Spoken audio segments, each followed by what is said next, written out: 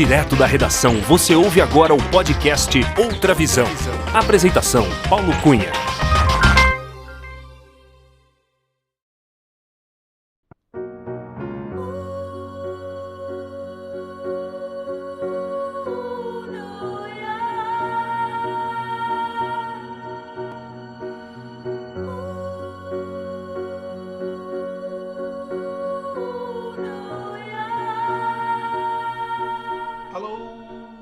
Olá! Seja muito bem-vinda, muito bem-vindo ao episódio 36 do podcast Outra Visão. Eu sou Paulo Cunha, o Paulão, e falo da redação da Outra Visão em Belo Horizonte.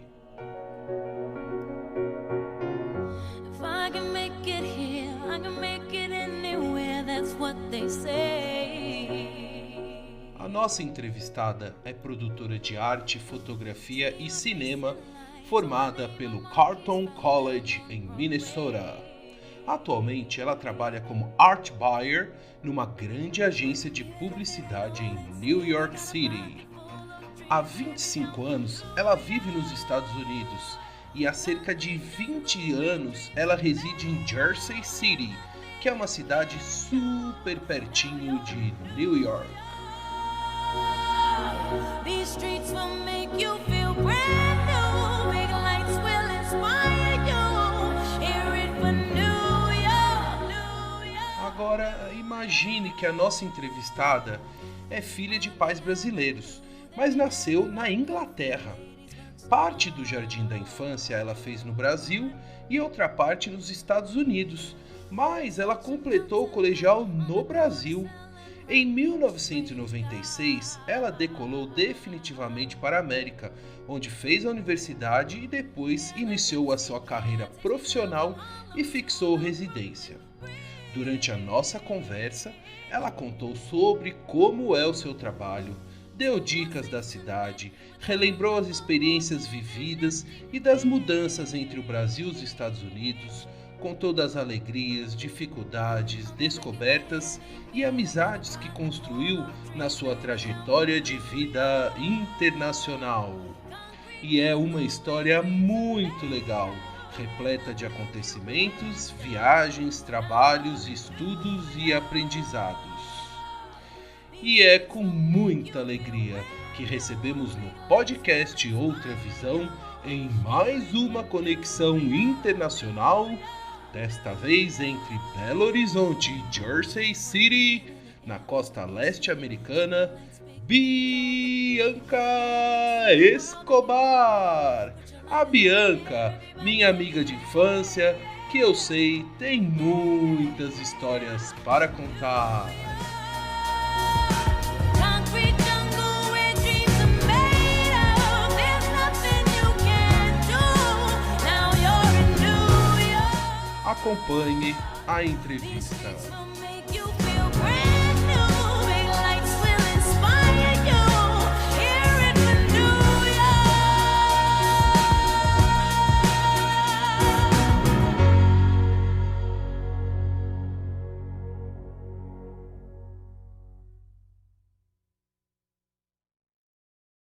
Alô, Bianca Escobar, tudo bem com você, Bianca? Grande Paulão, tudo bem? Tudo. Obrigada pelo convite. Muito obrigado pela sua presença aqui no podcast Outra Visão. Bianca, welcome ao podcast Outra Visão. Muito obrigado por aceitar o convite e por prestigiar este podcast. É com muita alegria que eu te recebo para a gente bater um papo bem descontraído aqui no podcast Outra Visão. Bianca, nessa semana já é a segunda conexão que o podcast está fazendo com os Estados Unidos. A gente conversou nessa semana com a nossa amiga Priscila Soares, lá na costa oeste. Ela está lá em San Francisco Bay. E hoje a conexão é com a costa leste americana, com a Bianca Escobar, que está em New York City, né? Você está em Nova York, New Jersey. Aonde você está exatamente, Bianca? Então, eu moro em Jersey City, que é no estado de Nova Jersey, que é literalmente atravessando o rio. de Manhattan, de New York City. Então é como se fosse uma outra Brooklyn, né? Só que em vez de Brooklyn, eu tô do outro lado, do outro rio, em Jersey City. É um outro estado, mas é considerado praticamente parte de Nova York, né? Porque é muito próximo, é muito perto. É 7 minutos no trem e tô lá. Nossa, é na região metropolitana de Nova York, Sim. né? Bianca, eu tenho muitas perguntas para fazer para você sobre essa sua vivência nos Estados Unidos, Jersey City, e sobre a sua vivência aí nos Estados Unidos, que já está há muitos anos. Mas eu gostaria de começar a nossa conversa, a gente voltando um pouco no passado, e você me relembrar um pouquinho dessa sua relação entre o Brasil e os Estados Unidos. Porque, assim, eu te conheço há muitos anos, há mais de 40 anos, e eu sei que ainda muito pequena, né, criança, você se mudou do Brasil para os Estados Unidos em função do trabalho dos seus pais, né, em especial do seu pai, o Carlos Escobar, e depois retornou ao Brasil. Compartilha conosco um pouco dessa história, assim, ainda na infância, dessa sua relação Brasil-Estados Unidos. Claro, com certeza. Então, eu nasci em 77, tô com 43 anos, e em 83, então bem no meio dos anos 80, meu pai teve que se mudar a trabalho para Chicago para começar umas pesquisas. Ele é físico, ele sempre trabalhou com física, e tem um laboratório chamado Fermilab, em Batavia, Illinois, que fica perto de Chicago. Então, naquela época, em 83, eu tinha 6 anos de idade, né? Eu já estava, quando você pensa assim na sua infância, com 6 anos de idade, o seu mundo são seus amiguinhos, né? Seus colegas. Eu adorava ir para a escolinha para te ver. Você era um grande amigo de todos. Você era a cola, the glue de todas as crianças. Todo mundo te adorava. Então, assim, para mim, aquele era meu mundo, né? Eu estava tão contente e ter meus amiguinhos e ter aquela familiaridade com São Paulo, com a minha rotina de ir para a escola e tudo mais. Quando a gente se mudou para Chicago, para o Fermilab, foi meio que um choque. Eu lembro muito bem daquele dia, eu estava muito triste, eu não queria sair, eu não queria viajar, eu sabia que a gente ia para bem longe por alguns anos, né? E eu ia sentir muita falta dos meus amiguinhos. Então foi bem triste a saída. Só que assim que eu cheguei, que o voo chegou em Chicago, eu lembro muito bem dormir do avião, do aeroporto até o Fermilab. Eu capotei, né? Não observei nada, mas eu acordei dentro do carro e tinha, assim, foi a minha primeira vez em ver neve. E eu lembro, tinha tanta neve, branquinha, branquinha, coberta, assim, tudo lindo, campo lindo. E naquele momento eu fiquei tão contente, eu estava tão feliz já de ter, né, uma experiência nova. Então, com 6 anos de idade, realmente você se adapta muito rapidamente, muito rapidamente. Então, apesar de eu ter tido aquela tristeza, né, de deixar tudo para trás, eu lembro que imediatamente eu não sabia falar inglês, eu fui para a escola, era a primeira first grade, né, que eles chamam. E eu lembro, assim, primeiro dia eu já tinha feito amiguinhos, já comecei a falar inglês rapidamente, em alguns meses, eu já estava conversando. Então, foi um aprendizado, foi muito rápido, assim, desculpa, meu português está meio Claro, enferrujado, então, de vez em quando, eu vou falar algumas palavras em inglês. à vontade, à vontade. Eu imediatamente, assim, a minha transition, né, para os Estados Unidos foi rápido. E naquela época, nos anos 80, Estados Unidos era maravilhoso, assim, para uma criança ter uma infância nos anos 80 nos Estados Unidos, foi, assim, para mim, anos que, assim, eu nunca vou esquecer, né, me marcou bastante. Tinha muita liberdade, muitos brinquedinhos, sabe? Tínhamos, assim, a infância aqui foi bem legal nos anos 80. Então, e eu fiz amigos rápidos também, né? Naquela época, com as crianças, assim, não sabem a diferença, né, de cultura, Uhum. eles não enxergam, né, as diferenças de raça, cultura e tudo mais. Então, ah, foi para mim muito fácil se adaptar aqui, né? E eu aprendi inglês rapidamente. Então, fiz first, second e third grade nos Estados Unidos e acabou o trabalho o termo que meu pai estava no trabalho acabou e a gente teve que voltar para o Brasil.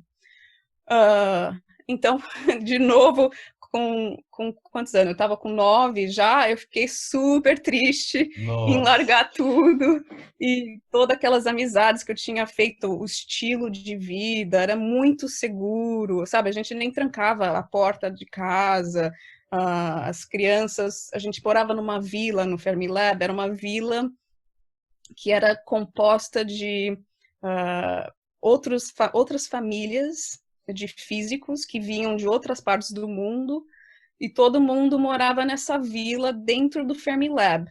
E essa vila, assim, era impossível qualquer um entrar, né? Você tinha que trabalhar É. no Fermilab. Então, a vila era um lugar super seguro, assim, era tipo, assim, você tinha uma liberdade de poder sair, ver seus amiguinhos. Então, tinha uma família de italiano, uma família de francês, tinha outras famílias brasileiras lá também. Todas as crianças tinham mais ou menos a mesma idade. Então, nesta vila, eu tinha vários vizinhos que tinham um russo. Então, era assim, uma gangue internacional de crianças morando nessa vila. Então, foi assim, idyllic para mim. Foi realmente uma experiência maravilhosa. E a escola também era tão legal, a escola aqui, adorei também. E tinha o fato de ter o clima, o fato de ter inverno e o fall, o outono, o verão, a primavera, aqui era bem marcado, todas essas seasons, né? Então, foi bem legal ter essa oportunidade de ser uma criança lá fora no inverno com neve e patinar no gelo, sabe? Foi assim, que obviamente no Brasil não tinha. Então, Uhum. todas essas experiências novas, eu curti bastante. Então, para ser uma criança num espaço novo, com todos esses estímulos novos, né, foi bem legal.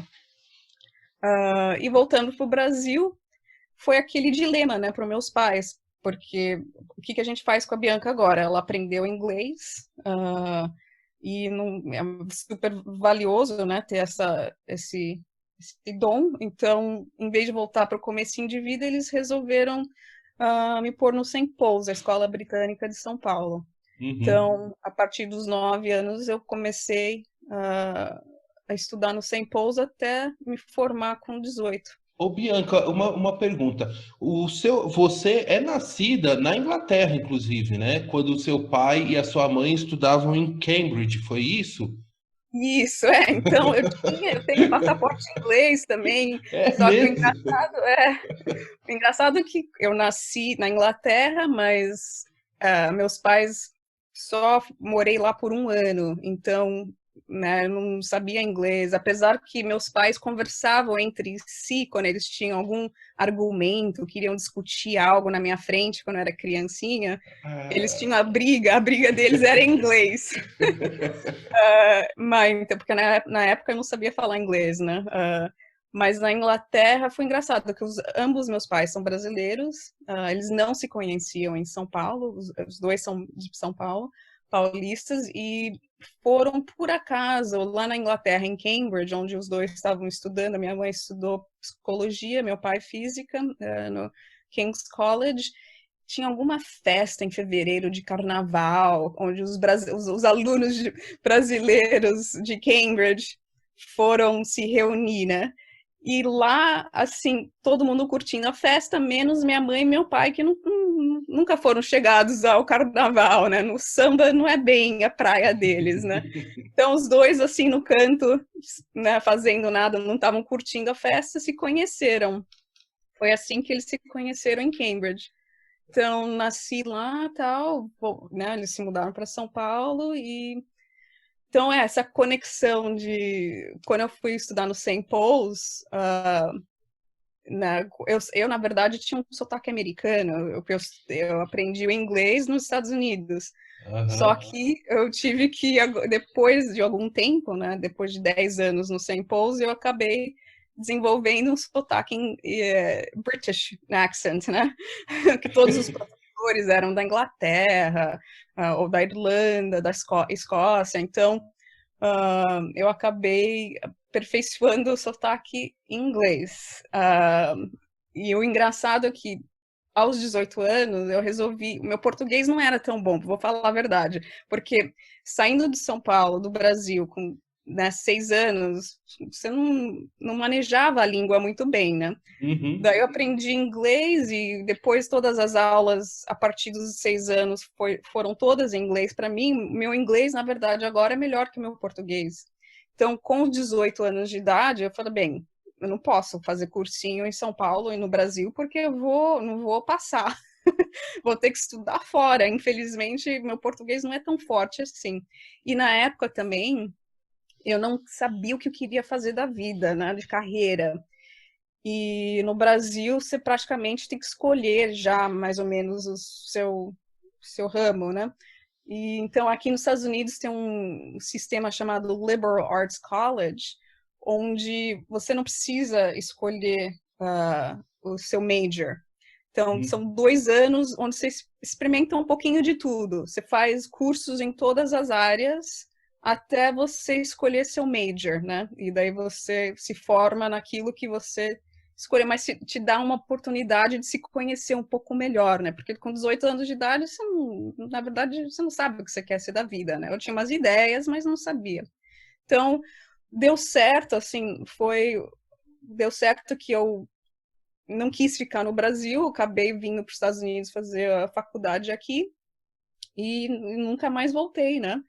Então, já estou morando fora do Brasil mais tempo do que eu vivi no Do que Brasil, né? você viveu no Brasil. Ô, Bianca, eu fiquei muito curioso em saber um pouquinho, só relembrar um pouquinho. Então, quando você voltou aos 9, 10 anos para São Paulo, até os 18, você ficou vivendo em São Paulo. Quer dizer, essa despedida do pessoal lá em Fermi Lab, né, no Fermi Lab, me conta um pouquinho aí. Então, quando... É a mesma coisa, né? Com a criança, você acaba fazendo amizades rapidamente, né? É incrível, você conhece uma criança em 5 segundos, você já é o melhor amigo dessa criança, né? Então, eu tive muito bons amigos mesmo com aquela idade e foi difícil voltar para o Brasil, realmente foi, porque eu tinha uma certa segurança, liberdade e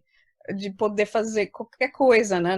Eu podia sair sozinha na vila, não tinha trânsito, não tinha movimento de carro, sabe? Eu podia caminhar, encontrar com meus amigos. Então, você acaba tendo uma liberdade que no Brasil, infelizmente, não se tem, né?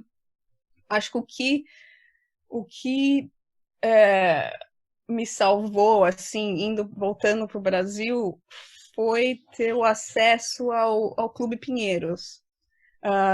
Porque se você for pensar, todos os clubes, né, do Brasil, em São Paulo principalmente, é outro lugar onde você pode se sentir segura, né?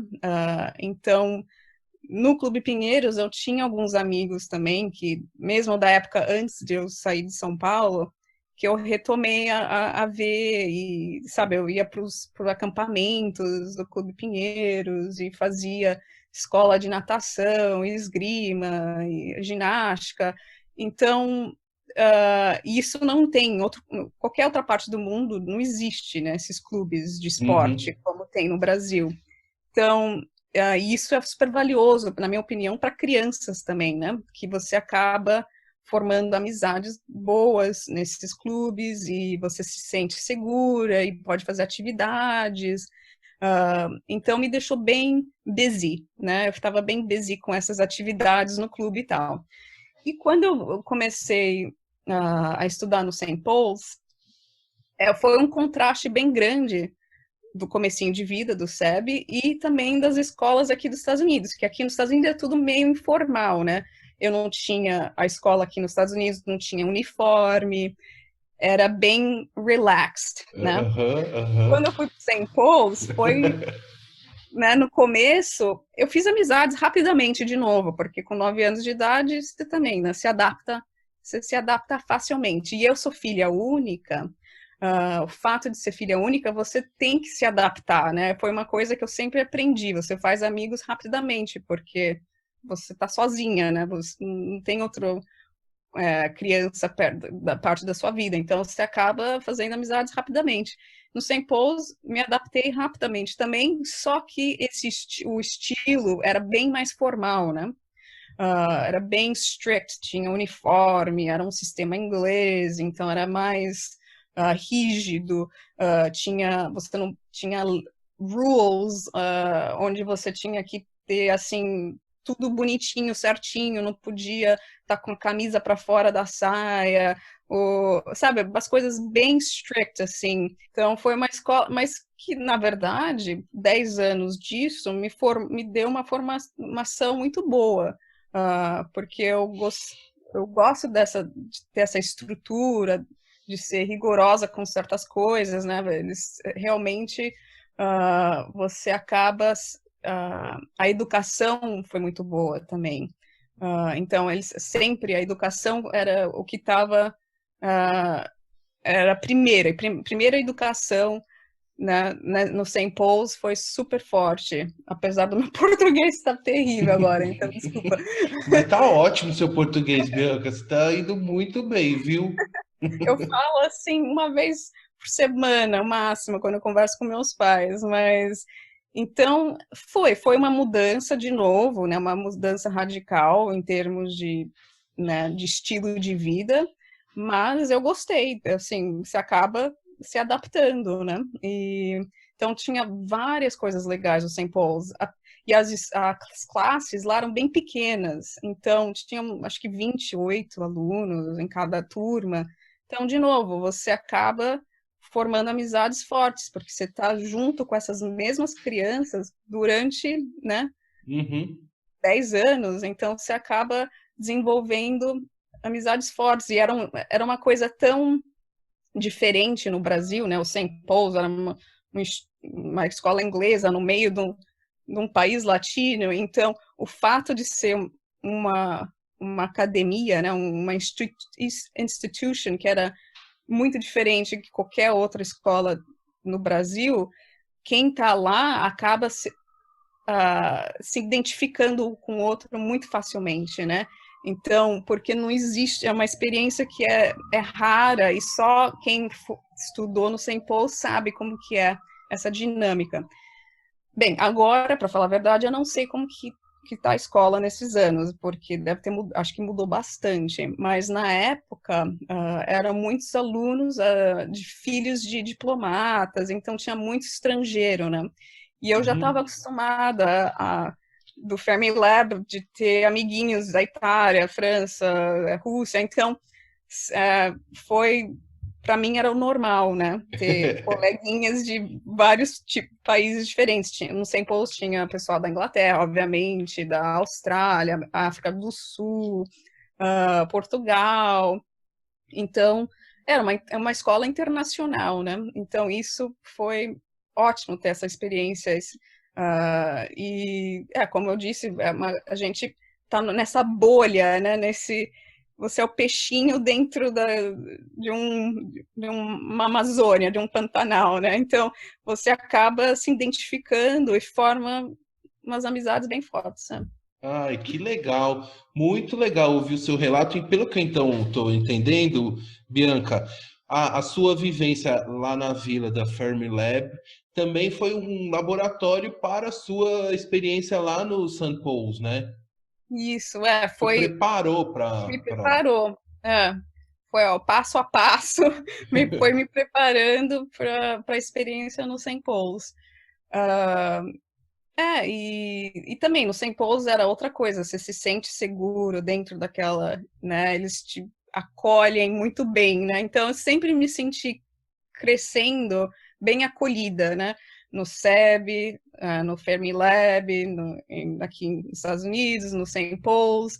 Então, sempre super protegida, né? Uma coisa, agora que eu estou falando ao vivo, nunca pensei, nunca enxerguei dessa maneira, mas agora faz sentido, realmente foi uma vida bem privilegiada, né?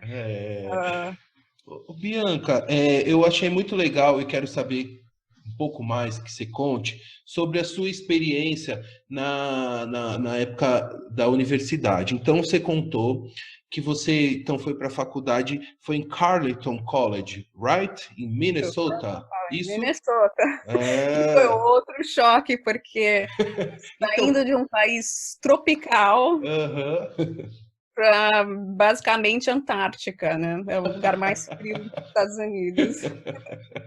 Então, eu quero que você conte duas coisas dessa sua época da universidade. Primeiro, esclarecer como é que foi essa questão do que você falou que você pode fazer 2 anos de matérias gerais para você decidir qual vai ser a sua major. Como é que foi essa sua experiência e qual foi a major que você definiu? E aí também quero que você conte de como é viver em Minnesota, que é um pouco gelado lá, né?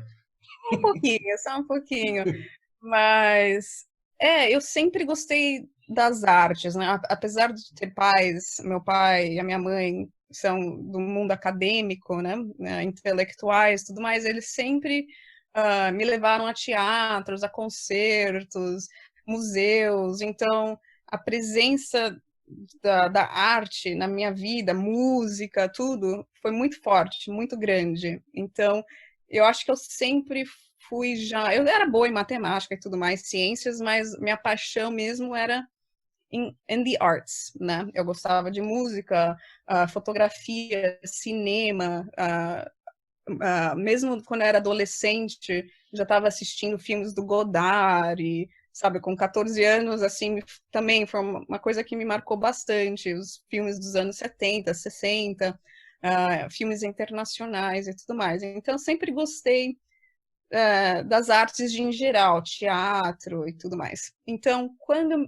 fui para Carleton College, bem, chegando em Carleton foi um choque, né? Porque a faculdade fica no meio, fica perto de Minneapolis, que é uma cidade grande, mas não tão perto, né? Fica 40 minutos ao sul de Minneapolis. Então, e ela está rodeada de fazendas. Então, você vai chegando na cidadezinha, só tem fazenda, fazenda, fazenda, não tem nada, nada. E eu, assim, também, com 18 anos de idade, eu tinha um namorado em São Paulo, tinha grandes amigos, então foi largar tudo. O clube, né? O clube. Eu tive que largar tudo isso que eu tinha aos longos de 10 anos formado, né? Você acaba criando aquele vínculo muito forte, né, com tudo isso, a sua rotina de ir para o clube, praia, namorado, ir ao bar, né? No Brasil a gente saía para baladas a partir dos 14 anos, sabe? Então, tudo isso, essa vida urbana que a gente tinha em São Paulo, assim, quando eu cheguei em Northfield, Minnesota, foi um choque. Eu chorei, porque eu via, assim, eu só não via nada. Eu falei, o que eu vou fazer nessa cidadezinha? Porque, isso foi antes da internet, né, mais ou menos. Quando eu fiz a faculdade, era em 96, eu me mudei de volta para os Estados Unidos, para Minnesota, em 96. Então, não dava para fazer aquele Google Maps, né? Não dava para investigar para onde que eu tô indo. Então, você é meio que jogada lá, né? Pum, você aparece de noite para o dia, sai num país tropical. Eu lembro aquela última noite, eu falei tchau para todos os meus amigos, a gente fez uma balada. Nossa, eu fiquei fora de casa até 6 horas da manhã, não tinha celular na época, meus pais, assim, pirando, onde que ela tá? A gente tem que viajar ir para os Estados Unidos e ela não apareceu em casa ainda, sabe? Eu curtindo a minha última noite em São Paulo. Até onde foi possível. Hora. Eu assisti o pôr do sol, não, o sol nascer naquele morro lá. Qual que é aquele morro em São Paulo? A Praça do Pôr do Sol. Tem a Praça do Pôr do Sol, no caso era o nascer do sol. Exato, eu fui ver o sol nascer naquela praça e cheguei em casa, meus pais furiosos, né? Eu já tinha que ir pro aeroporto e tudo mais. Ah, e chegando em Minnesota, assim, foi aquele choque. Eu falei, gente, eu saí de uma cidade urbana onde tinha tudo para ficar no meio do mato, né? Eu tava bem triste. E eu cheguei lá um pouco antes de todos os outros alunos, que todos os alunos internacionais tinham que chegar algumas semanas antes para se adaptarem, né? Então, tinha 2 semanas de. Eles te ajudam a navegar a vida nova, o espaço, a terra nova, né?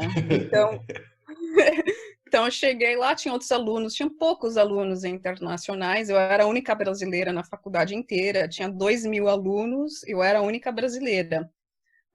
Acho que agora deve ter mais, não sei. Então, foi assim, 2 semanas de eles levavam a gente para conhecer. A gente teve que preparar para o inverno, porque isso foi em agosto, né? Que era outono aqui. E a faculdade começava em setembro. Então, era quase o comecinho do inverno, né? Então, eu lembro da gente fazer um tour no Mall of America, que é o maior mall dos Estados Unidos. Fica em Minnesota, em Minneapolis. A gente foi até o Mall of America, era gigante, assim, tamanho de uma cidadezinha pequena, praticamente. Comprar casaco de inverno. Então, era assim, você precisa se agasalhar. Então, eu já tinha morado em Chicago, eu já sabia que ia ser frio. Mas Minnesota é muito, muito, muito frio. Então, eu lembro de ter comprado um casaco de inverno que ia até o tornozelo, assim, me cobria por inteira. E luva, cachecol, sabe? Eu fiz as No compras todas. snowmobile também você comprou? Snowmobile, tudo mais, né? E foi assim, né? Daí eu lembro que a vantagem de ter feito o St. Paul's, eu tinha uns créditos que eu podia usar no Carleton College. Então, porque o sistema de educação aqui nos Estados Unidos, no high school, eles não aprendem tanto como a gente aprende no Brasil, né? Ou em escolas inglesas. Então, eu já tinha esse advantage de ter alguns cursos que eu já tinha feito, que ajudou bastante, que deu para dar uma relaxada, não precisava assim fazer tantos cursos de uma vez para ter os pontos, né? Você precisa acumular uns pontos, tal. Então, esses primeiros 2 anos eu fiz um pouco de tudo, psicologia, filosofia, computer science, né, que era na época uma coisa meio nova, né, de computação. E aos poucos eu fui gravitating towards arts, cinema e fotografia. Só que em Carleton, cinema e fotografia eram 2 departamentos diferentes. Tinha cinema e fotografia fazia parte de arts, em geral. Então, eu acabei combining esses 2 majors. Eu fiz meu próprio major, que é bem bacana. Eles me deixaram criar o meu próprio major dessas 2 disciplinas. Então, eu fiz assim, estudei as 2. Eu sempre fui fascinada por fotografia e como som e tudo mais, ele leva a fotografia ao cinema. Então, assim, para mim era a mesma coisa, né? Fazia parte da outra. Então, foi 4 anos e assim que eu me formei em 2000, eu falei, bem, tô fora daqui. Eu não posso ficar mais rodeada de fazenda. Uma perguntinha. Nesse período que você viveu em Minnesota, você vivia nos dormitórios do college, lá na própria universidade? O campus do Carleton é maravilhoso, é lindo, é muito bacana. Os dormitórios são super legais também. Então, os primeiros 2 anos, eu morei... Na verdade, o primeiro ano eu morei no campus, no dormitório. Daí, eu tive uma solução, porque eles pedem que você more pelo menos 3 anos nos dormitórios. Só que a comida era muito ruim. A comida da cafeteria era terrível. Porque, assim, é engraçado que eles têm a companhia que entregava comida, que fazia comida para a faculdade, também fazia comida para prisons, As prisões as prisões. penitenciárias. As prisões. E parece que a nossa comida era um nível acima de comida do que os prisioneiros que eles serviam. Então, assim, o ovo, eles faziam uma omelete, eu via eles estavam despejando o ovo de um potinho, era uma coisa líquida que já vinha super processada, sabe, assim, nossa, os cereais, tudo com muito açúcar. Eu falei, gente, eu não vou conseguir morar no campus eu já ganhei, eles chamam do freshman 15 pounds, né? Você engorda 15 pounds. Então, eles chamam the freshman 15. 15 pounds é o quê? Mais de 30 quilos, eu acho. Não, desculpa, não, desculpa. 7 quilos. 7, Pouco, 6 quilos, desculpa. Então, eu já, sabe, eu engordei pra caramba. Eu falei, gente, eu não consigo comer mais essa comida. Então, esses amigos internacionais que também estavam morando no campus, no dormitório, a gente resolveu fazer uma casa, a gente chamou a Casa Internacional de Comida. Então, o jeito da gente sair do campus era morar numa casa perto da faculdade. Só que o X era, a gente teria que, cada mês, fazer um jantar internacional para o pessoal, os alunos virem experimentar essa comida internacional. Então, foi o jeito de eu sair do campus e comer comida normal, foi formar essa casa de alunos internacionais para a gente comer comida normal mesmo, porque não dava para Uma continuar. coisa é um dia, uma semana, mas 4 anos nesse refeitório aí era difícil de encarar, né? Foi muito difícil. Eu lembro, mesmo os restaurantes nessa cidadezinha em Northfield, não era grande coisa. Assim, tinha um restaurante indiano, que era maravilha, mas o resto, na época eu comia carne, e eu lembro, quando meus pais me deixaram na faculdade, a gente foi num restaurante, minha última refeição com meus pais, a gente foi jantar fora. Gente, eu pedi um filé, e quando eu olhei aquele filé, era assim, só nervos, não tinha carne, era uma coisa tão nojenta. Eu comecei a chorar, eu falei, gente, eu saí do Brasil para vir comer isso, sabe? Foi um choque, assim, em termos de... A comida, naquela época, nos Estados Unidos, era muito ruim. Agora melhorou bastante. Então, foi uma solução que os alunos internacionais tiveram, porque... E aí essa casa, só para eu entender, vocês só cozinhavam nela ou vocês também moravam? Vocês moravam? Vocês alugaram então uma casa e aí dividia com Isso. E Na vocês verdade, mesmo essa cozinhavam? casa fazia parte da faculdade. Então, além deles, era parte do campus também, só que não ficava dentro do miolo do campus, né? Não era parte dos dormitórios. Os dormitórios eram bem grandes. E eles tinham outras casinhas que, aos poucos, eles estavam comprando casas ao redor da faculdade, né? E eles transformavam essas casas em mini dormitórios, que era para os mais seniors, porque quanto mais senior você está na faculdade, você pode sair do campus e morar nessas casas.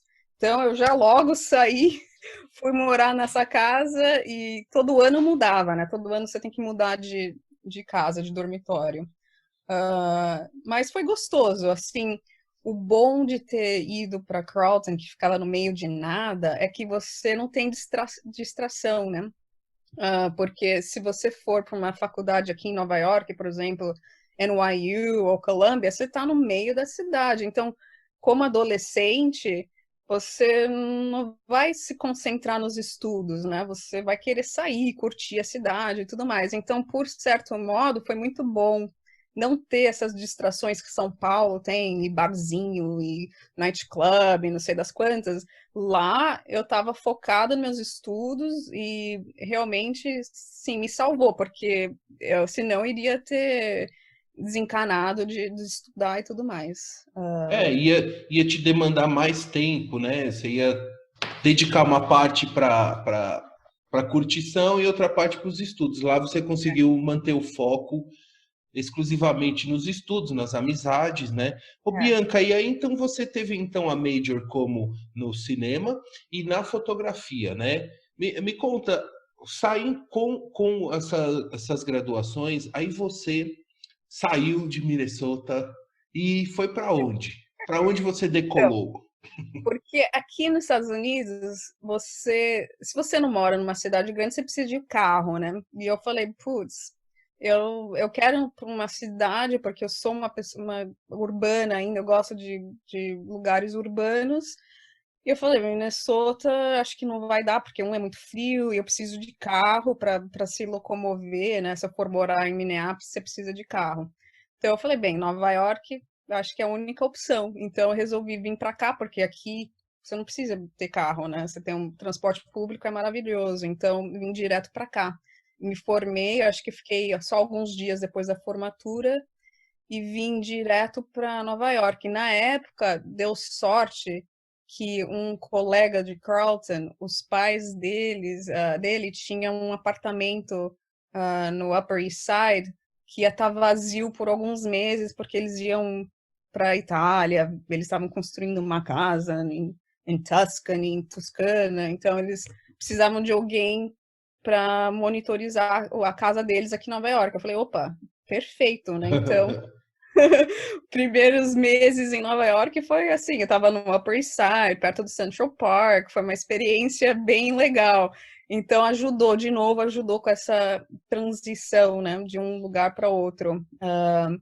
Daí, na época, anos 2000, assim, não tinha bem a internet, você não conseguia achar apartamento na internet, né? Então era tudo no jornal, e tinha um jornal que circulava por Nova York que apresentava os apartamentos e tudo mais. E eu fui vendo os apartamentos e era assim, você conhece Nova York, os apartamentos são minúsculos, né? E caros pra caramba. E na época era aluna, tinha acabado de me formar, estudante, não tinha emprego ainda. Falei, gente, eu não vou conseguir um aluguel aqui em Nova York com um espaço minúsculo, que é um espaço de um closet, né? Nossa.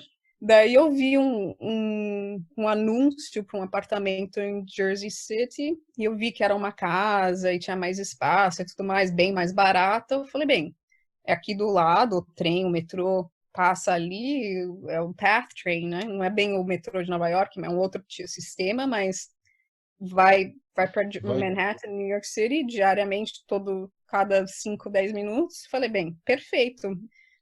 Me mudei para Jersey City e nunca mais resolvi sair daqui, porque é uma cidadezinha, é uma cidade também, né, com a proximidade do lado de Nova York e é bem residencial, então é um pouco mais quieto, não Uhum. tem, em Nova York, certos bairros, é muita movimentação, muito trânsito, muita gente na rua, barulho, e aqui eu gostei porque é um pouco mais calmo, mas ao mesmo tempo, se eu quisesse ir para um restaurante, um bar ou balada, Nova York estava ali do lado.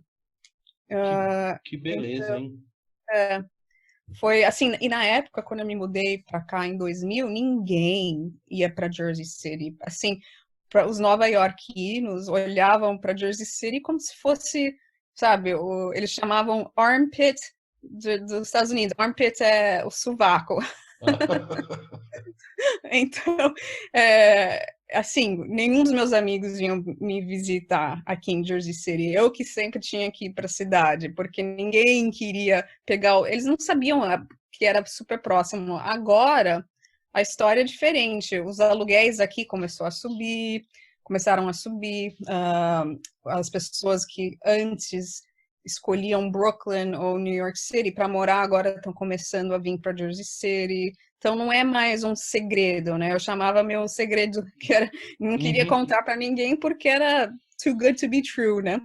Mas agora tá todo mundo vindo para Jersey City, não tem mais aquele estigma, mas as pessoas curtem aqui, a cena do restaurante melhorou bastante, tem uma das melhores pizzarias dos Estados Unidos é aqui em Jersey City, então não precisa necessariamente agora ir para Manhattan para curtir a noite, né? Agora Jersey City tem um pouco de tudo. Ah, que legal. Ô, Bianca, bom, então você tá em Jersey City, em New York City Area, desde 2000. Eu fiquei curioso aqui para saber como é que foi no dia 11 de setembro de 2001. Me conta só para a gente registrar aqui, como é que foi aquele dia para você? Foi um dia que, como todo mundo, ninguém nunca vai mais esquecer, né? Foi marcante. Eu sempre trabalhei em Manhattan, né? Apesar de morar em Jersey City, todos os empregos sempre foi em New York City.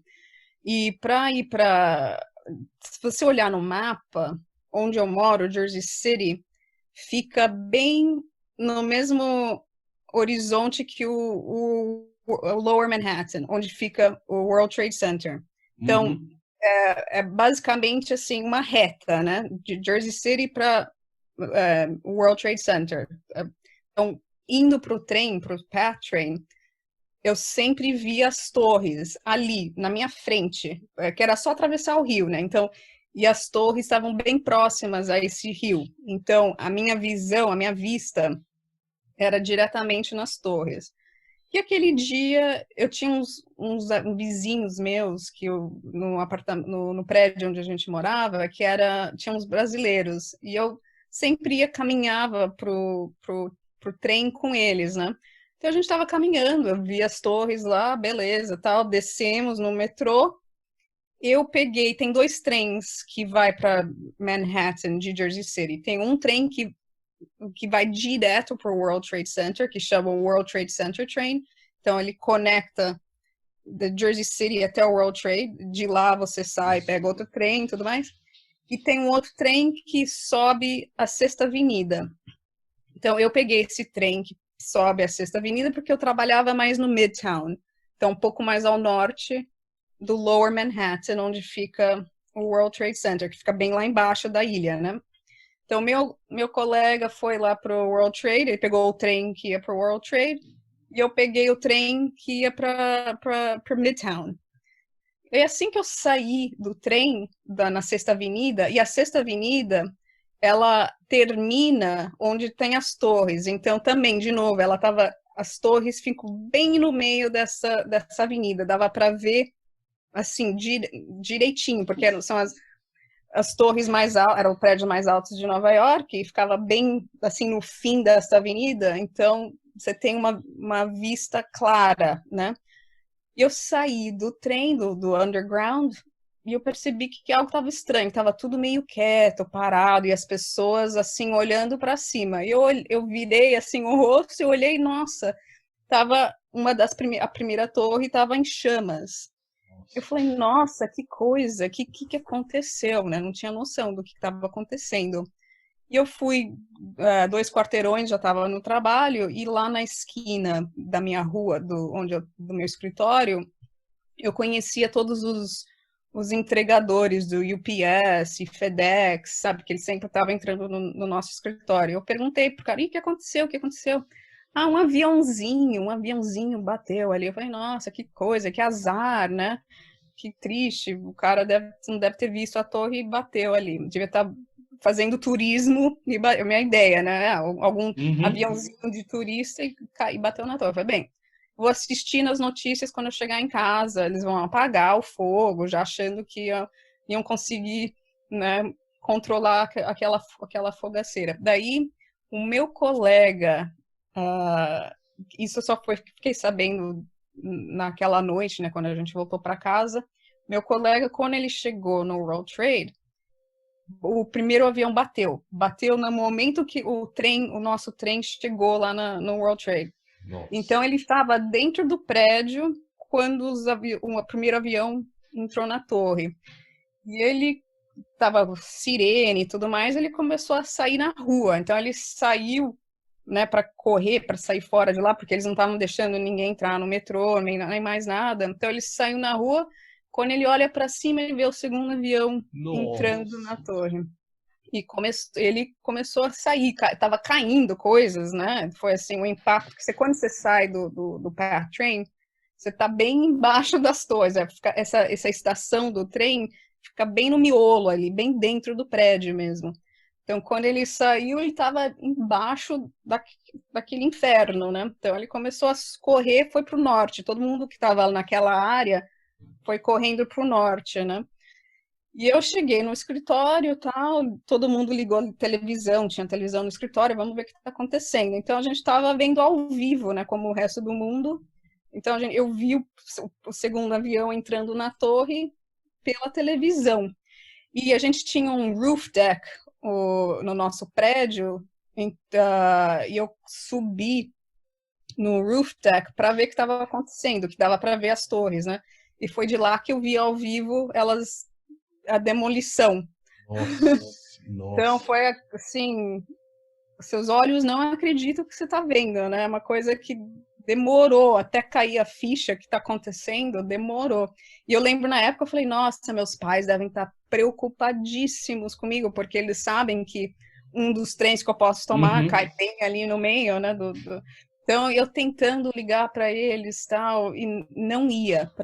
As linhas de telefones nos Estados Unidos estavam entupidas de tanta gente tentando ligar, né? Para os seus loved ones. E eu não conseguia ligar para meus pais. Eu falei, nossa, eles devem estar desesperados. Eventualmente, horas depois, eu consegui fazer a ligação. E a minha mãe estava com a data marcada para vir me visitar. E ela chegou, na verdade, uma semana depois do 9/11, ela chegou aqui para me visitar, que eu tinha, né, era meu primeiro ano em Nova York, ela ainda não tinha visto onde eu estava morando, tal. Então ela veio uma semana depois do 9/11 e foi meio estranho, né? Porque na verdade todo mundo estava com receio, tinha aquela fumaceira, né? Por sorte, o vento daquela fumaça foi para o lado oposto, então a fumaça estava indo para Brooklyn, senão toda aquela fumaceira ia diretamente para Jersey City, onde eu morava. Então, aquela semana que a minha mãe chegou, sabe, não deu para fazer coisas turísticas, né? Tava todo mundo com medo ainda de outros ataques e aquele caos total em Nova York, e os trens também. Bem, aquela linha de trem que ia de Jersey City para World Trade sumiu, né? Acabou, né? Acabou. Foi soterrada. Então, só tinha um jeito de chegar em Manhattan, em New York City, de Jersey, que era aquela linha que subia a Sexta Avenida. Então, aquele trem ficou lotadérrimo durante anos, porque durante anos só tinha um meio de chegar em Nova York. Então, e aquela semana depois, todo mundo estava colado na televisão, né, para ver se tinha algum sobrevivente, para ver o que estava acontecendo. Então, foi assim, ela não pôde curtir a visita dela aqui. Praticamente você viveu, né, esses últimos 20 anos aí de Nova York, dessa reconstrução, né, após esses atentados, Isso. né, Bianca? E quando reabriu o trem, acho que 10, 15 anos depois, você vê quanto tempo demorou para eles reabrirem aquela linha de trem. E eu lembro que eu fui uma das primeiras a pegar o trem, porque eu mudei de emprego, e o meu emprego, na verdade, foi bem no Wall Street. No momento eu trabalho no Wall Street, que é Lower Manhattan, né? Então, no momento eu pego o trem que vai de Jersey City até o World Trade Center. Então, eu lembro a primeira vez que eu peguei aquele trem de novo, a trilha era a mesma. Então, você chegando, tem uma curva, você sente aquela curva que é quando está entrando no prédio. E eu lembro de estar olhando, eles ainda não tinham terminado a construção do prédio, então essa trilha do trem estava meio que na carcass do negócio, sabe? Você ainda via, assim, partes do outro World Trade, do antigo. Então, foi muito estranho. Foi meio assim, até eles terminarem essa estação, você chegava assim no skeleton do antigo, sabe? Uhum. Foi bem triste, bem surreal. Bem, e agora o novo World Trade tá lá, né? Quer dizer, não é tão bonito, na minha opinião, como o antigo, mas é a mesma, assim, eu vivo aqui sabendo que talvez tenha um outro ataque no futuro, mas não penso muito nisso no momento, né? Não dá Sim. para viver assim. Bianca, eu queria te perguntar sobre o seguinte. Então, desde que você saiu lá do college, da universidade, mudou para Nova York, você trabalhou já por longos períodos em importantes agências, né, de publicidade, de produção de filmes em Nova York. Me conta como é que é essa rotina aí de trabalho? Me conta um pouco sobre o seu trabalho aí em Nova York, nas agências. Eu sei que hoje você está na Droga 5, certo? E eu visitei o site, super legal, agência, com clientes grandes, lindos, maravilhosos, grandes filmes, mas eu sei que você também passou por outras agências bem legais também. Me conta um pouco aí da sua trajetória nas agências em Nova York. Então, na época, quando eu me formei em 2000, eu queria fazer produção, né? Eu queria estar envolvida com produção de cinema. E naquela época tinha ótimos diretores de music videos de comerciais. Então, assim, várias das coisas interessantes que estavam sendo feitas nem era necessariamente cinema, era comerciais e music videos, né?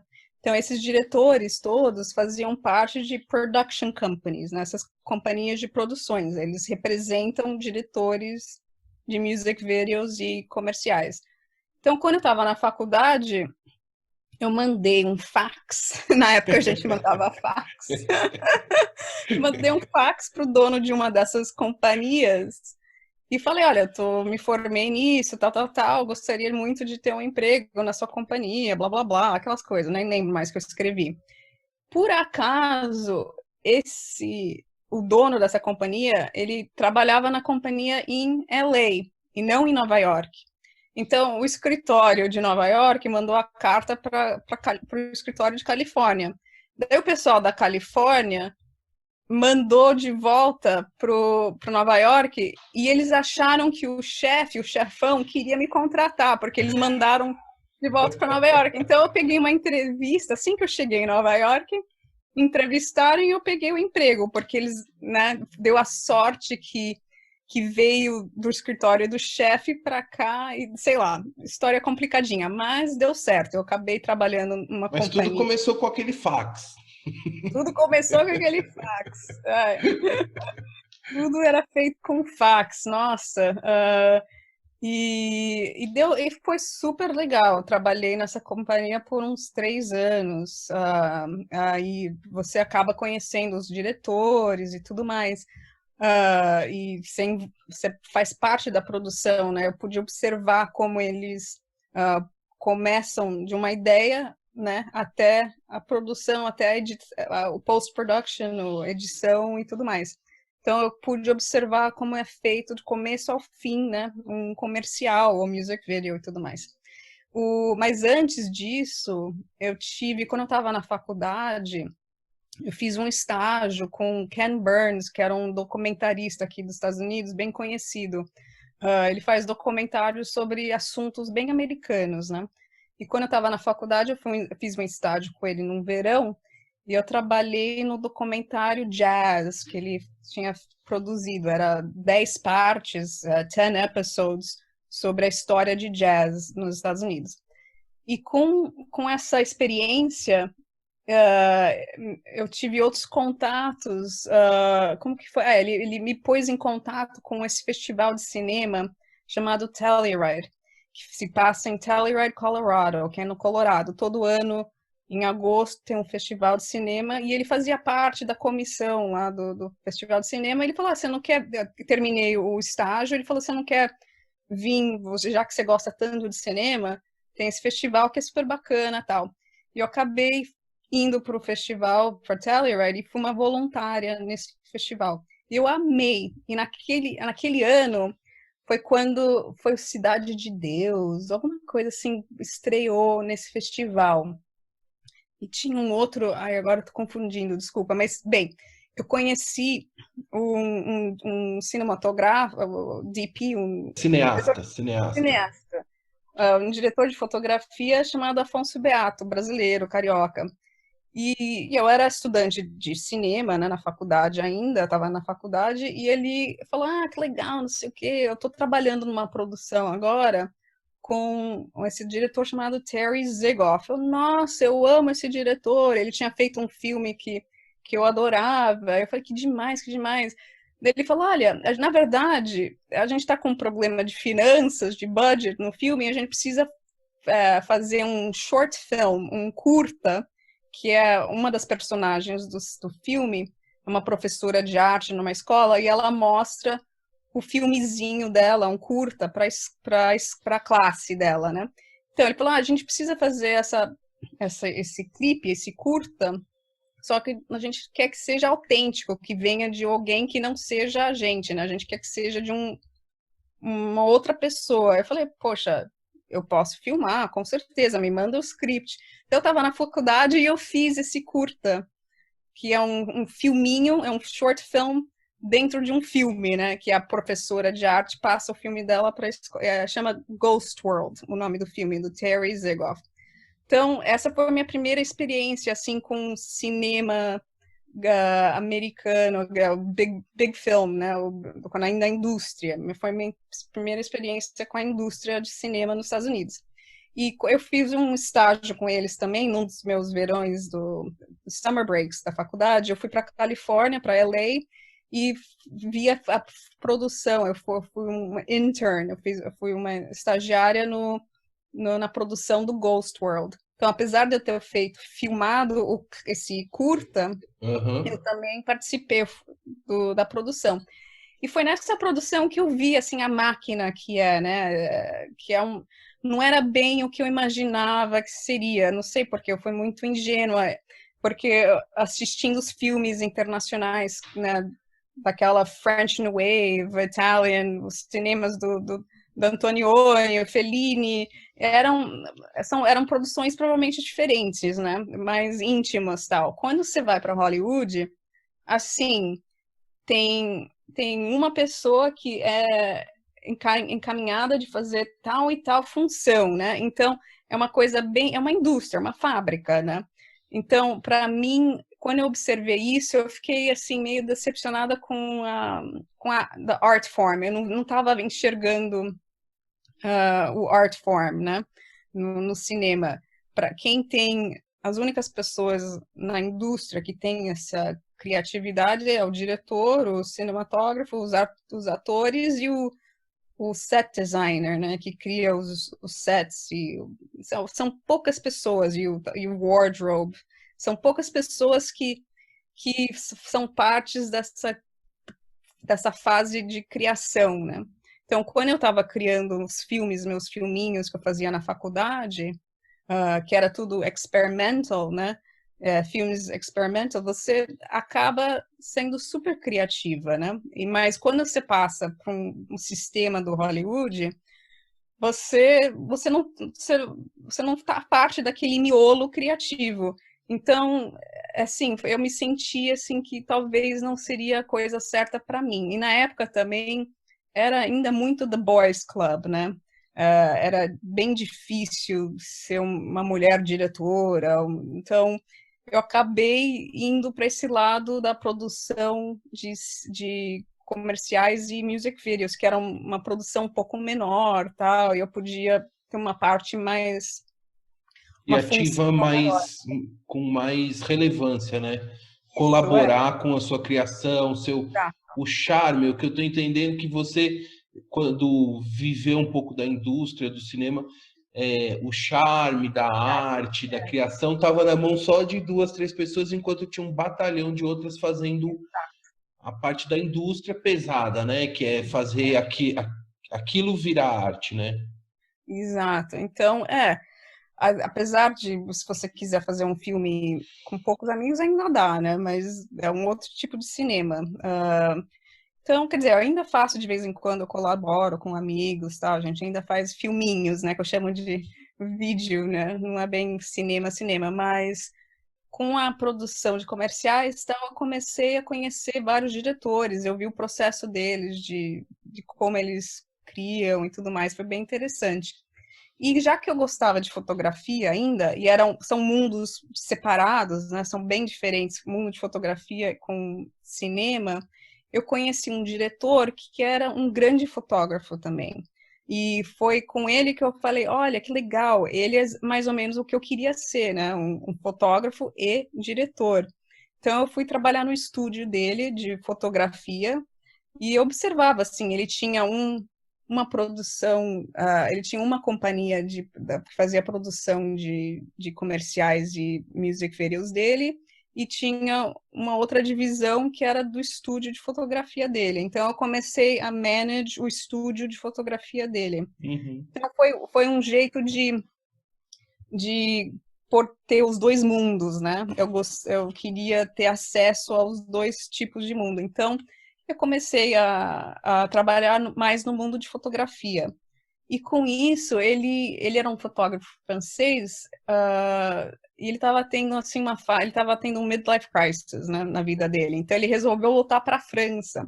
Então ele fechou o estúdio dele em Sorro. Eu estava bem no miolo de Sorro, bem legal, um loft, assim, bem Nova York mesmo, aqueles lofts grandes de madeira, bem teto alto, sabe? E ele largou tudo, foi voltar para a França, para Paris. Eu falei, bem, o que eu faço agora, né? Eu já trabalhei em produção de comercial e music videos, agora no estúdio de fotografia, qual que seria meu próximo passo? E eu acabei tendo uma entrevista numa agência de publicidade, eu ia ser um tipo de studio manager nessa agência de publicidade, na JWT, J. Walter Thompson, que tem até um escritório em Nova York, em São Paulo, desculpa. Eles têm vários escritórios espalhados pelo mundo. Agora mudou o nome dessa agência, mas na época se chamava J. Walter Thompson. E quando eu tive a entrevista, eles olharam para mim e falaram, nossa, mas você seria uma ótima art producer, art buyer. E eu falei, o que é isso? Nunca ouvi falar. Porque eles olharam a minha história, meu histórico todo e falaram, você trabalharia com você contrata os fotógrafos para fazer as campanhas de publicidade para os clientes, mas com a fotografia, né? Porque tem a parte do comercial e também tem a parte impressa, né? Então eu falei, que legal. Então eu peguei esse emprego, comecei em 2010, na J. Walter Thompson, na JWT, produzindo as campanhas publicitárias de fotografia para vários diferentes clientes. Na época eu trabalhava bastante na Rolex, com a conta da Rolex. Então, várias shoots, né, as produções com Roger Federer, sabe? Todo mundo que fazia parte da Rolex na época. Uau. Então foi bem legal. E você acaba trabalhando com ótimos fotógrafos, né? O legal desse emprego é que cada campanha cada agência de publicidade tem tantos diferentes clientes, é uma mistura de tipos de clientes, né? Que você acaba trabalhando com fotógrafos e talentos que são bem diferentes uns dos outros, né? Eu estava fazendo campanhas para Nestlé, que era, né, sorvete, e ao mesmo tempo Rolex, e Stouffer's, que era outra campanha de comida. Então você acaba, a Smirnoff, que é vodka, então você trabalha com talentos diferentes, com fotógrafos diferentes, né? Porque o que é interessante aqui nos Estados Unidos e pelo mundo todo, existem fotógrafos que se especializam em fotografar, por exemplo, animais. Tem outros que se especializam em fotografar relógios, né? Então, eu lembro que no Brasil, eu olhava assim os fotógrafos de publicidade no Brasil e eles faziam um pouquinho de tudo, sabe? Fazem o carro, o cara que fotografa o carro também faz a campanha de moda, que faz também a campanha do banco, É muito legal ouvir essa sua experiência. Eu tenho uma pergunta aqui para te fazer com relação a essa sua época na Thomson. Você, então, conhecia o portfólio de dezenas, sei lá, de milhares de fotógrafos, né? Uhum. Identificava o talento de um, a capacidade técnica de cada um deles para atender aquela demanda de um determinado cliente, né? E Exato. fazia toda essa negociação, né, da contratação desse profissional. A Uhum. dúvida eu queria saber, você acompanhava as produções, também tinha uma influência na forma da fotografia, como é que ela ia acontecer? Sim, não, boa pergunta, ótima pergunta. Então, uma das coisas que eu gosto bastante desse role do art producer, eu não sei como que chama em português, mas eu sou producer, produtora de arte, né? Sim, Estou sim. criando a arte. Exato, art buyer, acho que isso no Brasil chama art buyer também. Porque eu sempre fui uma pessoa muito criativa, né? Eu sempre queria dirigir, sempre tive ideias, tal. Eu formei um vínculo bem forte com os diretores creative directors das agências de publicidade, as pessoas que vêm com as ideias, né? Que bolam as ideias. Então, eu influenciava bastante essas pessoas em pensar em ideias novas, ou fotógrafos, por que a gente não tenta utilizar este tipo de fotógrafo para essa campanha que vai trazer uma coisa diferente, né? Tem um olhar diferente. Então, eu sempre tive uma influência bem forte, assim, com quem a gente trabalha, e mesmo estando no set, quando você está na produção, com a minha experiência antiga de estar em sets, tal, de produção, eu sempre gostei muito de estar, assim, perto do fotógrafo e perto do cliente. Eu sou meio que a ponte que conecta o fotógrafo, o creative director e o cliente. Então, eu sei o que o cliente está demandando, eu sei o que o creative director está pedindo, o que ele quer, e eu sei comunicar isso para o fotógrafo, né? Então, eu achei um emprego que me deixa ser creative ainda posso ser uma pessoa criativa, só que eu não tenho aquela responsabilidade bem grande de ser o fotógrafo ou creative, né? Que precisa, a responsabilidade toda tá neles, mais ou menos, mas eu sou aquela pessoa atrás da cortina que está controlando tudo, sabe? Legal, que legal. Então, isso que eu gosto do emprego. E você acaba conhecendo vários. Nossa, assim, eu faço uma listinha dos fotógrafos com quem eu quero trabalhar, sabe? Sempre tento encaixar o melhor fotógrafo para o melhor tipo para dar o melhor resultado. Então, é isso que é legal. Você tem que saber que talento que vai ser o melhor match, né? The best match para aquele projeto. Não é sempre a mesma pessoa. Você tem que sempre reavaliar quem que pode fotografar, mesmo que você já tenha feito aquele tipo de shoot, né? Não é necessariamente não vou necessariamente chamar a mesma pessoa para fotografar a campanha. Então, eu gosto de experimentar, e às vezes, Exige essa renovação, esse ar fresco, né? Essa outra visão, vamos dizer. Você precisa que tenha um olhar de outros fotógrafos, outras pessoas, né? exato, porque agora ainda mais, né, nos nossos anos 2000, com a internet, celulares, a competição para chamar a atenção do consumidor é muito grande. Então, como é que você se diferencia dos outros, dos competidores, né? Então, obviamente, ainda cabe muito o creative director bolar uma ideia que seja uma ideia que né, se eleva comparado com as outras, mas como que você executa isso, né? Tem que ser feito de um jeito também que vai chamar bastante atenção. Então, tô sempre tentando achar alguém que vai trazer uma coisa nova, uma perspectiva nova, para não ficar aquela mesmice Mesmice, mesmice. mesmice de sempre, né? Bianca, e uma curiosidade, por exemplo, no caso você falou da Rolex, né, dos relógios, são campanhas mundiais ou são campanhas para os Estados Unidos, para esse mercado? Você tem alguma campanha que você poderia lembrar, assim, contar que para você foi um trabalho assim que você tem um carinho muito especial, marcante? Nossa, são várias. Eu lembro, a única que eu trabalhei que apareceu no Brasil foi para Motorola. Pro, que eu lembro, quando eu fui visitar minha mãe no meus breaks, eu fui no Shopping Morumbi, eu falei, nossa, mãe, olha aqui a campanha que eu trabalhei, apareceu, daí aí a boba, né, foi falar com o atendente da Motorola e falou, olha, eu fiz essa publicidade e tal. É bem legal quando você vê o que você trabalhou na rua, assim, você está caminhando inesperadamente, ou você abre uma revista e vê. Eu trabalhei na campanha da CoverGirl também, por alguns anos, a gente fez várias coisas. CoverGirl é maquiagem, acho que não tem no Brasil, mas você está abrindo uma revista de moda e você vê lá, olha, eu sei exatamente como essa foto foi feita, o momento que foi tirada, sabe?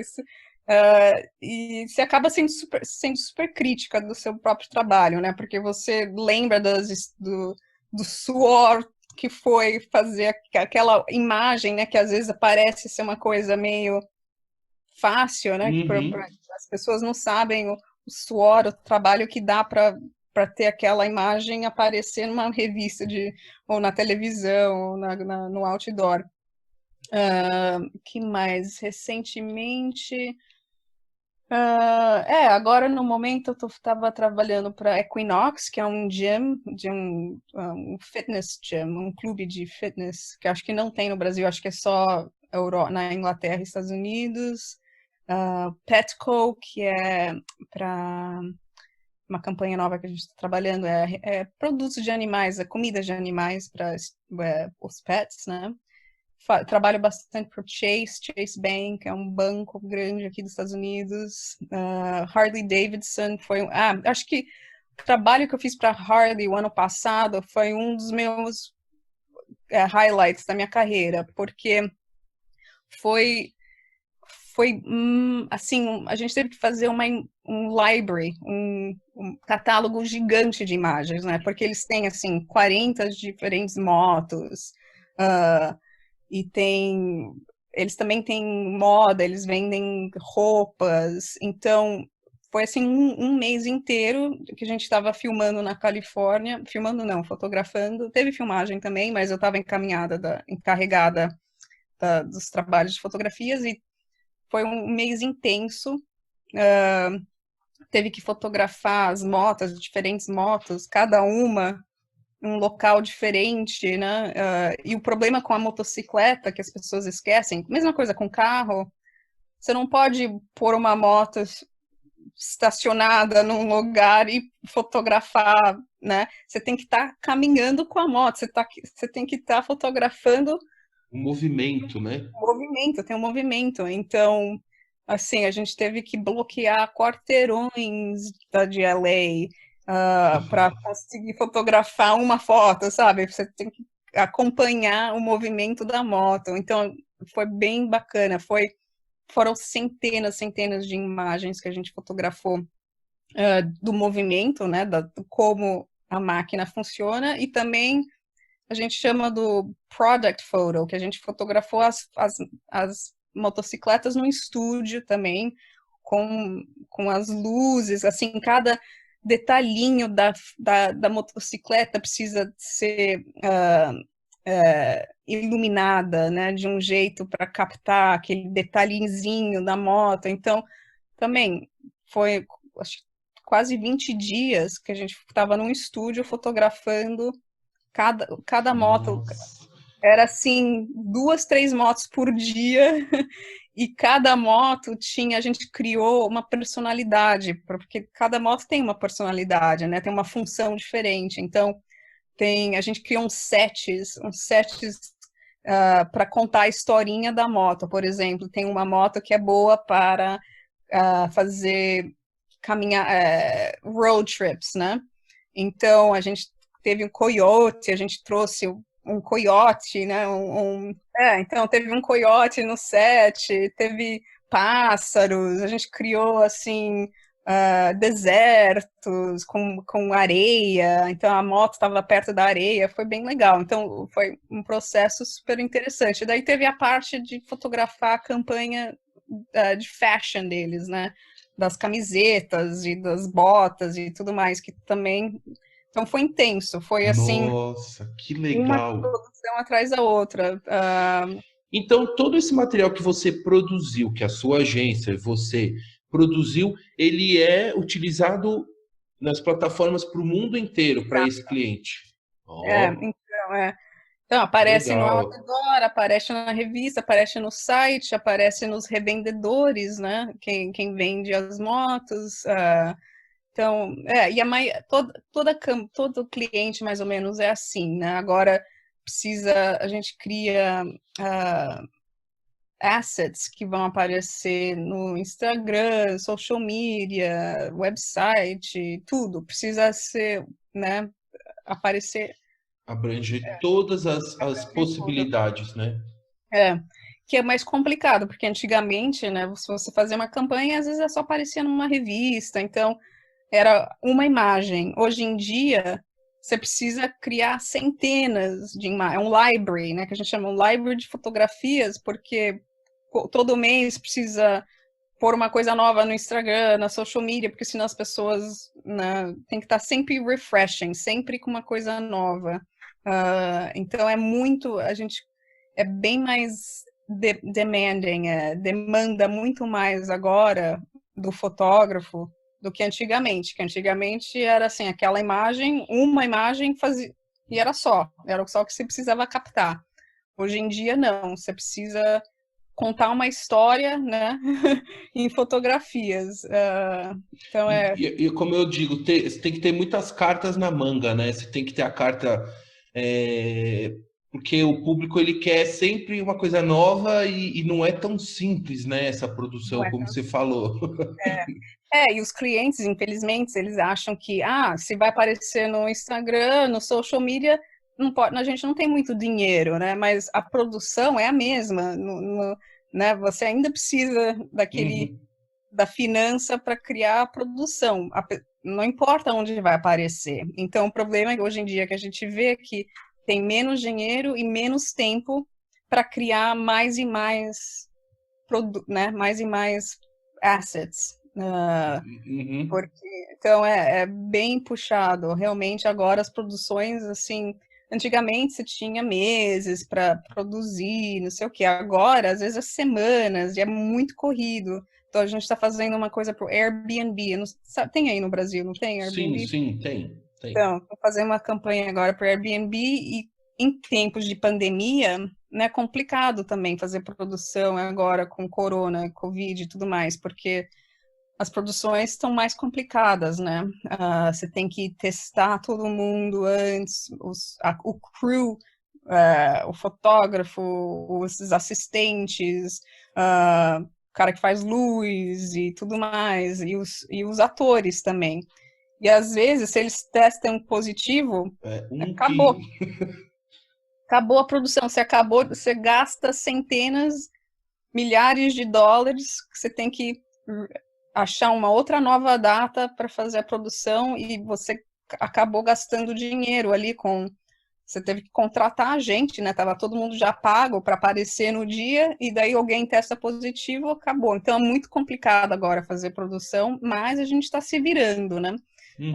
Com Airbnb, por exemplo, a gente, em vez de contratar atores, a gente está pegando fotógrafos em vários países diferentes, espalhados pelo mundo, que tem família, amigos, né, a namorada, marido, mulher, esposa, tal, e eles agora estão sendo as pessoas que estão sendo fotografadas, porque é um risco muito grande ter que contratar os atores, modelos. Então, em vez de introduzir uma pessoa de Pessoas. fora, Uhum.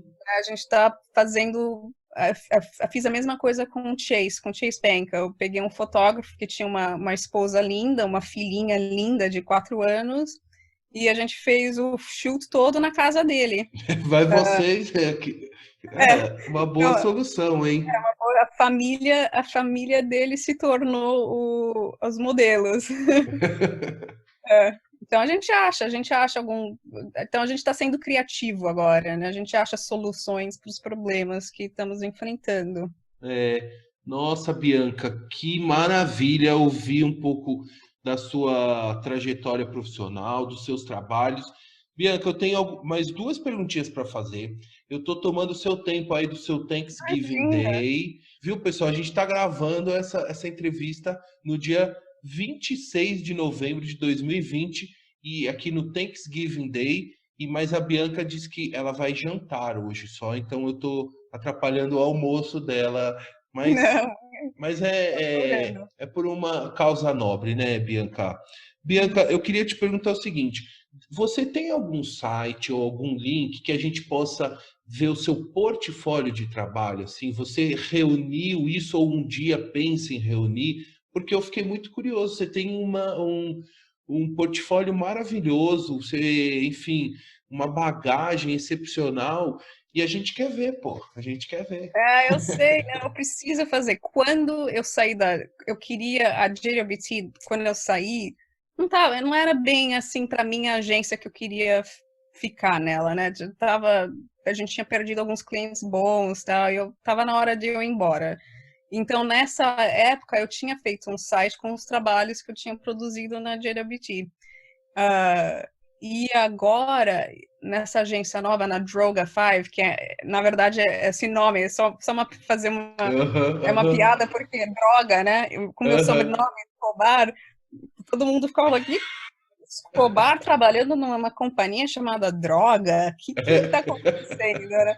Mas essa companhia é ótima, a Droga 5, assim, uma das melhores agências de publicidade do mundo, então eu estou produzindo muito, muito, muito, muito. Então é tão difícil ficar atualizando um site, porque todo mês tem coisa nova, mas eu Uhum. preciso, e agora que eu estou nesse emprego já há quase 5 anos, e eu gosto muito dessa agência, eu não estou procurando um emprego novo, né? Então, eu resolvi abaixar meu site, porque você acaba pagando não sei quanto, eu nem lembro mais quanto eu estava pagando pro Sem, URL. sem... Então, eu acabei não atualizando o meu site, mas eventualmente eu preciso, porque Mas você tem esse material já, de certa forma, assim, organizado, vai separando, só não está publicado e atualizado, mas você tem ele organizado, né? todo o trabalho que a gente faz, eu tenho uma pasta no meu computador bem organizadinho, né? Com a pré-produção, tudo que está envolvido com a pré-produção e o post-production, todas as fotos que foram retouched, né? Que saíram, que estão no mundo e tal. Tá tudo arquivado na pastinha aqui no meu computador. Que... Então, tem um pouco de tudo. Campanha para Hennessy, que é a conhaque, que é bem legal, que o legal. Chase, tem HBO, tem... Nossa, até esquecendo, porque essa agência, todo mês, assim, parece que a gente tem um cliente novo. Então, a gente vai ter uma campanha para Lululemon, que é tipo é uma, é uma companhia que faz roupas de ginástica para mulher, para homem também, que é bem conhecido aqui, que vai ser... Então é um pouquinho de tudo, a gente faz motocicleta, faz banco, faz álcool e, né? Eu entrei no site, inclusive o site é muito legal, o site da agência. E até uma curiosidade, o Droga é o sobrenome do dono da agência, não é isso? Isso, então ele veio da Austrália e a Ah. história dele é interessante porque ele era de uma família de 5 ou 6 crianças e a mãe dele dava número para os filhos e ele era o quinto filho. Então, todas as roupas da escola. Lembra, no comecinho de vida a gente também põe o nosso nome na etiqueta da Aí, camiseta de aham. esporte. Então, a mãe dele, ela sempre punha, ele era o Droga 5, ele era o quinto. Então, para não perder a camiseta ou a roupa, não sei o quê, Não confundir não tudo. confundir, ele era o Droga 5, o Droga 5. Então tem bastante, essa agência tem gente de todo mundo, né? Tem creators espalhado pelo mundo inteiro. E ele tem bastante australiano por causa dessa conexão com o dono, né? Uhum. É. Pessoal, eu vou deixar os links das coisas que a gente está falando aqui no final aqui da descrição do vídeo, inclusive o link da agência para vocês conhecerem um pouco da onde a Bianca está trabalhando atualmente. E maravilha a sua história, Bianca, e saber de todo esse trabalho maravilhoso na publicidade, na fotografia. Você gosta também de fotografar, né? Sim. De equipamento, sai com a maquininha, mesmo pequenininha, tal. Sim, não, eu ainda fotografo no meu tempo livre, que eu também deveria ter um site para essas fotos. Eu sou meio um private person, né? Então, por isso que eu acho que eu não tenho também muitos sites, porque eu gosto de não Uhum. divulgar muito. E a agência também tem um perfil muito grande, né, eu só acho que não quero expor muito também a agência, Sim, sim, mas sim. por essas razões, acho que. Mas eventualmente um dia eu quero pôr tudo junto num site bem bacana, mesmo para mim, para eu relembrar, né, para rever tudo que eu já fiz, porque a gente esquece, porque é um pace, é uma rotina tão rápida, né, que você acaba esquecendo que você fez um mês passado. Eu fiz uma coisa para o Facebook, sabe, uns 3 meses atrás com os fotógrafos da Magnum, que é o Magnum Photographers, que são jornalistas, né? A gente contratou photojournalists para fazer uma campanha para o Facebook. E eu acabo esquecendo das coisas que eu já fiz, então seria bom Hum. pôr tudo no lugar. Bianca, eu vou finalizar aqui nossa conversa com a última pergunta. Para finalizar, aqui é uma pergunta, vamos dizer, turística, assim. E eu queria saber, eu já dei uns passeios aí pela cidade, tudo, conheço um pouquinho, mas já faz muitos anos. Eu queria dicas turísticas atuais, assim, claro que considerando num cenário sem pandemia e tal. O que fazer? Tem algum lugar especial para comer que você indica? Você que é vegana? Conta um pouquinho para a gente quais são as suas dicas nova-iorquinas, assim. É isso que eu Opa, opa. queria. Nossa, tem tanto, assim, Nova York mudou muito desde os anos 90, né? Nos anos 90 era meio que um Wild West aqui, era bem violenta, mas agora tá, assim, tem um Starbucks em cada esquina, né? Tem um Chase Bank em cada esquina agora. A piada que a gente faz é que sumiu todas aqueles lugarzinhos especiais que tinham, que eram bem autênticos de Nova York, estão sumindo, infelizmente. Ainda mais agora com a pandemia, assim, Uhum. esqueci a porcentagem de restaurantes de Nova York que fecharam. Fechou muitos, infelizmente. Mas tem, assim, o que eu digo que o brasileiro, quando pensa em comida americana, acha que é hambúrguer, que a gente come mal, que o americano come muito mal. Eu acho que realmente a gente comia muito mal aqui nesse país. Agora mudou muito, assim, tem o movimento do farm to table, né, que é da fazenda para o restaurante. Então tem muitos restaurantes bons de comidas frescas e saudáveis, né? E os supermercados aqui maravilhosos também, com muita comida boa. Em termos de restaurante veganos, tem um chefe chamado Matthew Kinney, que na verdade tem uns restaurantes no Brasil também, em São Paulo, e acho que no Rio, se eu não me engano, que ele abriu umas franchises pelo mundo. Então ele tem uns 3, 4 restaurantes veganos aqui, o Matthew Kinney.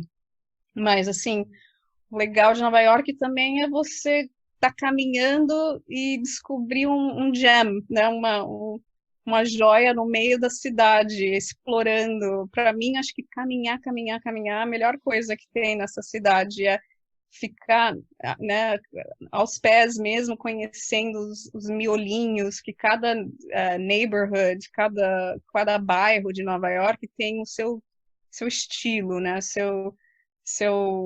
Tem o Uptown, que é mais chiquezinho, né? Tem o Midtown, que é mais, assim, corporate, e tem os West Village, East Village, que são mais boêmios, Soho, que é mais fashion, e os restaurantes nesses cada bairros refletem né, o estilo daquele bairro. Então, e Brooklyn agora também, nossa, tem muito restaurante bom para as pessoas esquecem, né, que não é só New York City, tem Brooklyn também, que é um outro bairro, outra cidade que aqui do lado que tem assim, você nem precisa sair de Brooklyn. Tem gente que eu conheço, amigos, colegas que nem vão mais para New York City, porque Brooklyn tem coisas melhores até, sabe? É mais interessante, virou o new hub, onde as pessoas vão para passar o nightlife e curtir a noite, agora é em Brooklyn e não mais em New York City. Então, eu exploraria bastante Williamsburg, Greenpoint, que fica Prospect Park, são bairros em Long Island, que é aqui, né, do outro lado do rio. Eu estou pro lado oeste do rio e tem o lado leste, que é o ponto mais, né, longe nos Estados Unidos, mais ao leste dos Estados Unidos, onde tem esses bairros maravilhosos, são super bonitinhos e com super charmosos também, né? Ah, ó, pessoal, dicas, ouvintes aqui do podcast, dicas quentíssimas de Nova York e em torno todo aí, então tem que anotar todas essas dicas. Ô, Bianca, só mais uma dúvida. O Corinthians ainda é seu time, né, de coração, né? O Claro, Corinthians, quer dizer, você vê, pessoal, o irmão, Corinthians tá por todo mundo, entendeu? O Corinthians como... representando, representando até hoje. Ó, não vou dar muita dica, mas até o meu password, minhas senhas, eu Ah, uso para tudo, tá conectado com o Corinthians. aê! Aqui, É o que eu ó. uso para tudo, desde sempre, claro. Corinthians for life. Então, você vê, pessoal, uma torcedora do Corinthians aqui, sangue corintiano no coração de Nova York, aí, ó, com muita fé. É isso aí, Bianca. Bianca, então, ó, vamos finalizar aqui nossa conversa. Eu gostaria primeiro de lhe agradecer muito pelo carinho, pela disponibilidade e por compartilhar a sua história, um pouco das suas vivências, desde a infância, que a gente relembrou lá do início da infância, dos seus tempos lá na Fermilab, depois no comecinho de vida, no St. Paul's, aí depois lá em Minnesota, agora em Nova York, quer dizer, uma vida com muitos acontecimentos, muitas coisas bonitas e bacanas que você produziu. Parabéns, Bianca. Eu gostaria, Paulão, de agradecer, primeiramente, por me convidar, e dois, pela essa amizade que vai durar o resto da nossa vida. E você foi uma pessoa tão importante na minha vida, no comecinho da minha vida. Realmente, sabe, uma pessoa muito alegre, amorosa, e que uma das primeiras lembranças de infância minha que eu tenho era numa festinha de aniversário, lá no comecinho de vida, que você me fez rir mais tanto, você sempre me fazia rir tanto. Eu estava tomando refrigerante, e você fez alguma coisa engraçada, e o refrigerante saiu pelo meu nariz, eu estava rindo. Eu nunca vou esquecer, foi a primeira vez que aconteceu aquilo na minha vida. Você marcou a minha vida pro resto do... Realmente, você é uma pessoa incrível. Muito obrigada pela sua presença, por você estar nesse mundo. Seus Ah, pais criaram uma pessoa incrível. Então, obrigada. ah, eu que agradeço muito e obrigado por compartilhar essa lembrança. Eu tenho muito carinho. Pessoal, Bianca, eu quero agradecer a você e também agradecer a todos os nossos ouvintes, né, que acompanharam até aqui a nossa entrevista, aos seus pais, ao Carlos Escobar, a Belle, a sua mãe, certo? E a toda a família em São Paulo, os amigos em São Paulo, em Inglaterra, Estados Unidos, enfim, all over the world, certo? All over the world. Agradecer a todos e pedir, Bianca, ainda para você finalizar, deixando um recado final, uma mensagem, uma reflexão, enfim, uma mensagem final para os nossos ouvintes aqui. Opa, bem, vamos ver. Corinthians realmente é o melhor time do mundo. Primeira mensagem. Mas, então, apesar de eu agora ser mais gringa do que brasileira, para mim, assim, realmente o Brasil e os brasileiros não tem igual. pelo mundo, não tem. Assim, eu vou ser sempre brasileira no fim do dia, vou dormir e acordar brasileira, sabe? É difícil de largar essa influência, essa cultura, apesar de ter se adaptado muito bem aqui. Para mim, assim, o Brasil, eu tenho muitas saudades e muito carinho por esse país. É aquela coisa, né, que a gente critica o nosso país, só que quando a gente escuta alguém de fora criticar, daí não pode, porque só a gente pode criticar, pera um pouco. O Brasil tem muita coisa errada, mas, sabe, aqui os Estados Unidos também. Esse país, assim, as pessoas de longe acham que é um país maravilhoso, que os Estados Unidos é aquilo e aqui, que é primeiro mundo, blá, blá, blá, mas, na verdade, não é aquela coisa também. Eu acho que quem está no Brasil não sabe como a vida, né, vamos dizer, da classe média para cima no Brasil é maravilhosa. Assim, a gente tem acesso a coisas no Brasil que não se tem aqui nos Estados Unidos. É uma vida muito rica no Brasil, entre família, amigos, as praias, a comida, a cultura, aquela coisa de ter aqui nos Estados Unidos as pessoas se sentem muito isoladas e então, bem, a minha mensagem é: não pensem que o resto do mundo é melhor que o Brasil, porque realmente não é. Posso dizer que não é. Eu me adaptei aqui porque, né, por português não era tão bom, eu acabei não voltando e fiz a minha vida aqui. Só que eu quero dizer é: não fantasiem que o resto do mundo é melhor, porque o Brasil tem muita coisa boa que a gente tem que olhar para dentro e não olhar para fora. Tem que valorizar o que tem dentro do Brasil. Ah, maravilha, Bianca. Muito obrigado pela mensagem final. Um beijão para você e para toda essa família. Bye, bye, Bianca. Bye, bye. Tchau, tchau. Tchau.